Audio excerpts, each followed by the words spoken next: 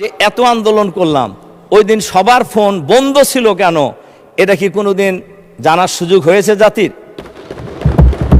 মাননীয় স্পিকার, এই যে আমাদের মাননীয় মহাসচিব সাহেব এর সাক্ষী।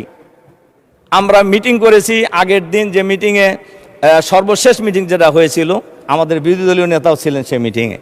এরপরে আমাদের যে মাননীয় মন্ত্রী, আমাদের পরিবেশ মন্ত্রীও ছিলেন, মহাসচিব তো ছিলেনই গুলশানের একটা বাসায়।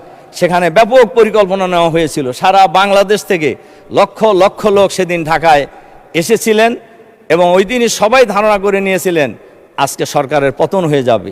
কিন্তু আমরা দেখলাম দুইজনের ফোন ছাড়া সব ফোন বন্ধ।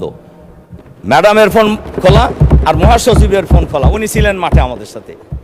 আর আমাদের জামাত শিবিরের লোকেরা মিছিল বের করে কয়েকজন ইতিমধ্যে শহীদ হয়ে গেল রামপুরায়। কাজেই আমরা যে এত আন্দোলন করলাম ওই দিন সবার ফোন বন্ধ ছিল কেন? এটা কি কোনোদিন জানার সুযোগ হয়েছে জাতির? মাননীয় স্পিকার,